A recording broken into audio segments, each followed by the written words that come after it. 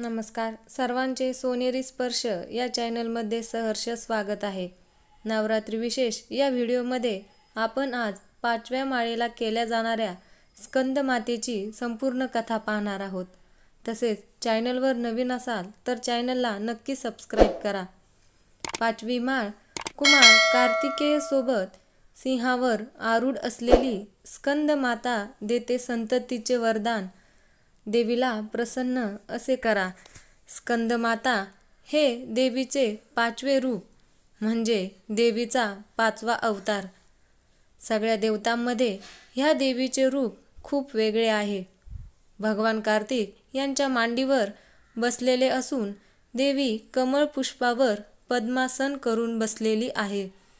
देवीच्या ह्या अवताराचे पूजन केल्यास भक्तांची सर्व पापांतून मुक्ती होते।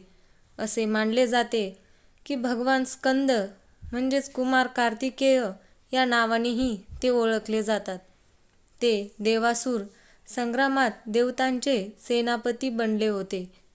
पुराणात त्यांना कुमार आणि शक्ती म्हणून त्यांचा महिमा वर्णन केलेला आहे। भगवान स्कंदची आई असल्यामुळे दुर्गाच्या या रूपाला स्कंद माता म्हणून ओळखले जाते। स्कंद मातेची पौराणिक कथा पाहूया। पौराणिक कथेनुसार एकेकाळी तारकासूर नावाचा एक राक्षस होता। त्याने कठोर तपश्चर्या करून ब्रह्मदेवांना प्रसन्न केले होते। त्याच्या तपश्चर्याने प्रसन्न झालेल्या ब्रह्मदेवाने त्याला वरदान मागायला सांगितले। त्यानुसार तारकासुराने ब्रह्मदेवाकडून अमरत्वाचे वरदान मागितले।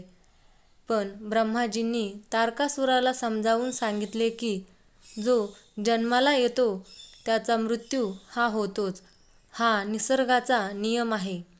त्यामुळे अमरत्वाचे वरदान देण्यास ब्रह्माजींनी नकार दिला। यावर तारकासुराने भगवान शिव पुत्राच्या हातून मृत्यूचे वरदान मागितले। कारण तारकासुराला वाटत होते की शिव तपस्वी आहे आणि ते कधीही लग्न करणार नाहीत। अशा स्थितीत त्याला मुलगा होणार नाही आणि तो मरणार नाही। तारकासुराने मागितल्याप्रमाणे ब्रह्मदेवाने तारकासुराला हे वरदान दिले। वरदान मिळाल्यानंतर तारकासुराने सर्वत्र अत्याचार सुरू केला। तो आपल्या वरदानाचा गैरफायदा घेऊ लागला। तारकासुराच्या अत्याचाराने त्रस्त सर्व देवी देवतांनी देवांचे देव महादेव यांच्याकडे जाण्याचा निर्णय घेतला। या ठिकाणी देवदेवतांनी तारकासुराच्या अन्यायापासून मुक्ती मिळवून देण्यासाठी महादेवाला साकडे घातले। देवांची व्यथा लक्षात घेत शिवाने म्हणजेच महादेवाने माता पार्वतीशी विवाह केला।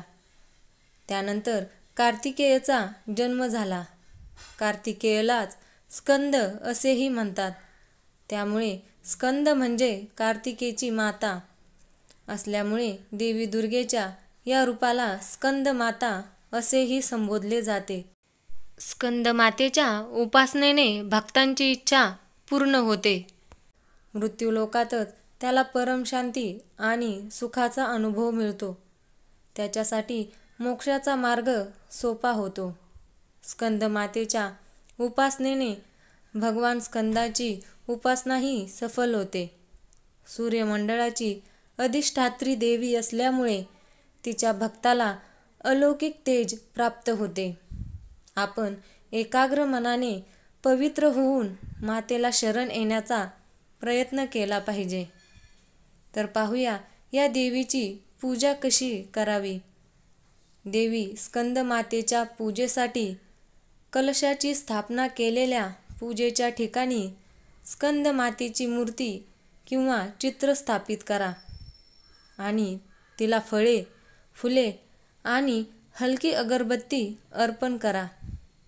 पंचोपचार पद्धतीने देवी रूपाची पूजा केल्यास आपोआप सर्व सिद्धी प्राप्त होतात।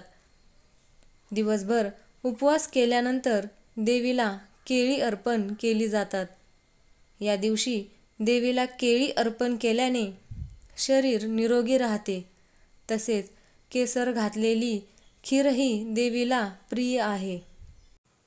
देवीच्या या पूजेला या मंत्राचा जाप करा. या देवी सर्व भूतेषु माता स्कंदमाता रूपेण संस्थिता. नमस्तस्ये नमस्तस्ये नमस्तस्ये नमो नमः. देवी स्कंदमाता तुमच्या सर्व इच्छा पूर्ण करो, ही स्कंदमातेच्या चरणी प्रार्थना. अशाच नवनवीन व्हिडिओसाठी आमच्या चॅनलला नक्की सबस्क्राईब करा. धन्यवाद.